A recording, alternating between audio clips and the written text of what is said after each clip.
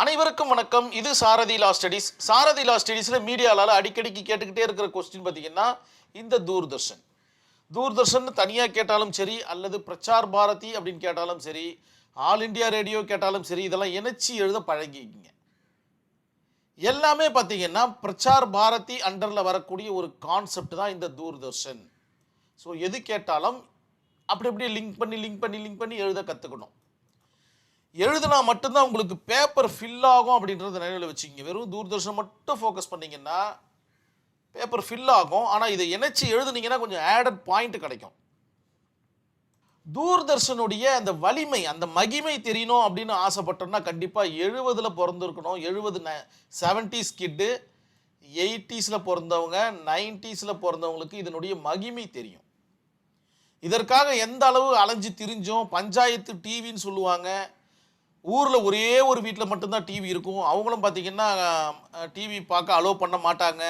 இந்த மாதிரி பலதரப்பட்ட சிக்கல்களை சந்தித்த காலகட்டங்கள் இந்த 3 காலகட்டங்கள். இதில் 70ஸில் பிறந்தவங்க கிட்டத்தட்ட வயசாகி இறந்துருக்கிறதுக்கும் வாய்ப்பு இருக்குது. 80ஸில் இருக்கிறவங்களுக்கு நல்ல ஞாபகம் இருக்கும். 90ஸில் கொஞ்சம் கம்மியாக இருக்கிறதுக்கு வாய்ப்பு இருக்குது. ஏன்னா இந்த இடத்துல ரெவல்யூஷன் உருவாகுது. பலதரப்பட்ட தனியார் தொலைக்காட்சிகள்லாம் வருது. இருந்தாலும் பார்த்தீங்கன்னா இவங்க 2 பேருக்கும் மிக அற்புதமாக தெரிய வருவதற்கு வாய்ப்புகள் இருக்குது. தூர்தர்ஷன்னா என்ன அப்படின்னு இந்த ஒரு 5 லைனில் கொடுத்துருக்கு பாருங்க. தூர்தர்ஷன் என்பது இந்தியாவின் முதல் தேசிய தொலைக்காட்சி,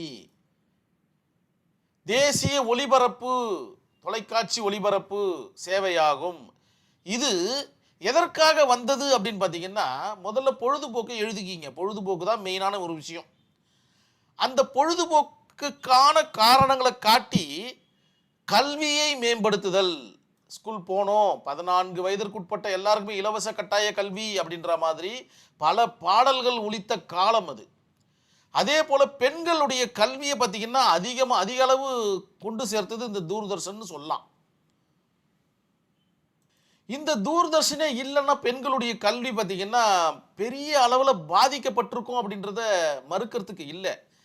அந்த அளவுக்கு இதனுடைய சேவை மிக பாராட்டுதலுக்குரிய ஒரு சேவையாக பார்க்கப்படுகிறது. தகவல், ஏதாச்சும் ஒரு விஷயம் சொல்லணும்னா தகவல் சொல்கிறதுக்கு இது யூஸ் ஆச்சு. பொழுதுபோக்கு, பாடல்கள், அதுக்கப்புறம் திரைப்படங்கள், கலாச்சாரங்கள், ஒவ்வொரு நாட்டுடைய கலாச்சாரங்களை பாதுகாப்பது பற்றி சொல்லியிருக்கு. ஆகியவற்றில் மக்கள் நலனுக்காக சேவை செய்து வருகிறது. இன்றளவும் இதை மட்டும்தான் செஞ்சிட்டு இருக்கு. பெரிய அளவில் பார்த்திங்கன்னா விளம்பர நோக்கத்திற்காக இது செய்யப்படலை. அதனால தான் பார்த்திங்கன்னா இது பெருசாக சோபிக்கலை. யாரோ ஒருத்தர் தான் இன்றளவும் தூர்தர்ஷனை பார்த்துட்டு இருக்காங்க. மற்றவங்களாம் பார்த்திங்கன்னா தனியார் தொலைக்காட்சி கலர்ஃபுல்லாக இருக்குது.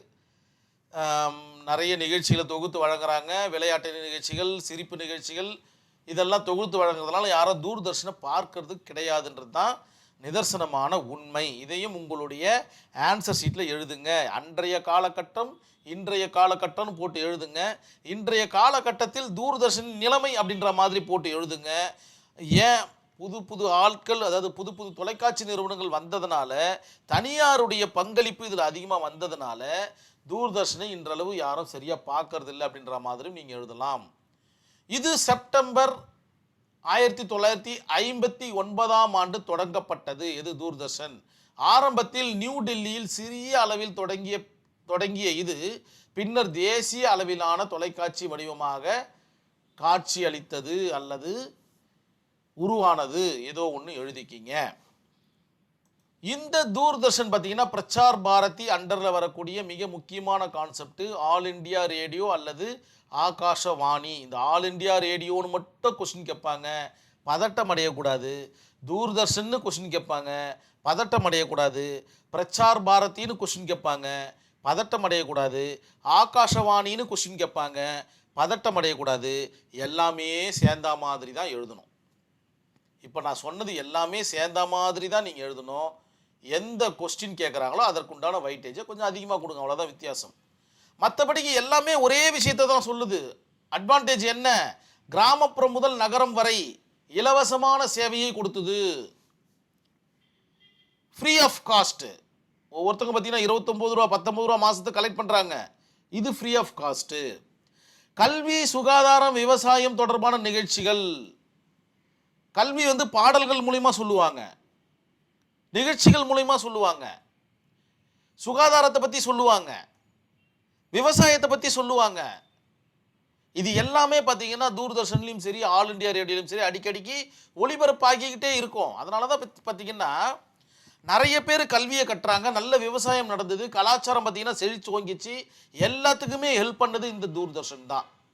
மறுப்பதற்கே இல்லை அப்படின்றத நினைவில் வச்சுக்கிங்க. தனியார் தொலைக்காட்சியினுடைய பங்களிப்பு பெருசாக ஒன்றும் இதில் அவங்க இன்ட்ரெஸ்ட் காமிக்கல. ஏன்னா அவங்களுடைய நோக்கம் பார்த்தீங்கன்னா லாபம். அது மட்டும் இல்லாமல் இவங்க தான் பார்த்தீங்கன்னா அடித்தளத்தை போட்ட ஆட்கள், நபர்கள் இவர்கள் தான். தூர்தர்ஷன் தான் பார்த்தீங்கன்னா தொலைக்காட்சியினுடைய அடித்தளமே. எல்லாமே கட்டமைச்சிட்டு வந்ததுக்கு அப்புறம் தான் பார்த்தீங்கன்னா தனியாருடைய பங்களிப்பு வருது. அதனால தனியாருக்கு இந்த மாதிரியான வேலைகள் கம்மியாகிச்சு. ஸோ அடித்தளம் தனியார் தான் இருந்துச்சுன்னா அவர்களும் பார்த்தீங்கன்னா மிக அற்புதமாக பணியாற்றிருப்பாங்க என்பதில் சிறிதளவும் ஐயம் கிடையாதுன்றதை நினைவில் வச்சுக்கிங்க. அதையும் உங்களுடைய ஆன்சர் ஷீட்டில் எழுதுங்க. ஒருமைப்பாட்டை வலியுறுத்துதல் வணிக நோக்கத்திற்கு பதிலாக பொது நோக்கத்திற்காக செயல்படுகிறது. இது எல்லாம் பார்த்தீங்கன்னா தூர்தர்ஷனுடைய அட்வான்டேஜஸ்.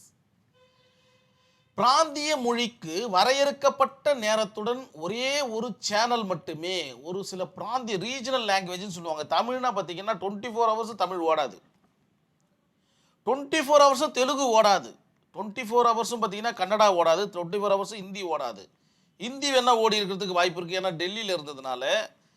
மற்ற பிராந்திய மொழிகள் பார்த்தீங்கன்னா 2 மணி நேரம் 1 மணி நேரம் இப்படி தான் ஓடும். எப்பயோ ஒரு வாட்டி திடீர்னு வந்து செய்தி மட்டும் சொல்லிட்டு ஓடி போயிடும்.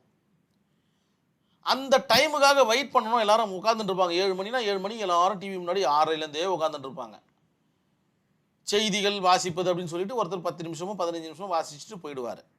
அதே மாதிரி காணவில்லை, இதெல்லாம் பார்த்தீங்கன்னா ஃபெமிலியரான ஒரு கான்செப்ட். இதெல்லாம் எனக்கு நல்ல ஞாபகம் இருக்குது. நான் வந்து பார்த்தீங்கன்னா 80s பிறந்த நபர் நான். எனக்கு மிக அற்புதமான அனுபவம் இருக்குது இந்த தூர்தர்ஷன் கூட. கண்டிப்பாக தூர்தர்ஷன் அப்படின்னு ஒரு கேள்வியை கேட்டாங்கன்னா இத்தனை விவகாரங்களையும் நீங்கள் இணைச்சி எழுத இதுக்கப்புறம் நீங்கள் எழுதுவீங்கன்ற நம்பிக்கை சாரதி லா ஸ்டடீஸுக்கு இருக்குது. கண்டிப்பாக எழுதுவீங்கன்ற நம்பிக்கையோடு அந்த வீடியோவை நான் கம்ப்ளீட் பண்ணிக்கிறேன். நன்றி, வணக்கம்.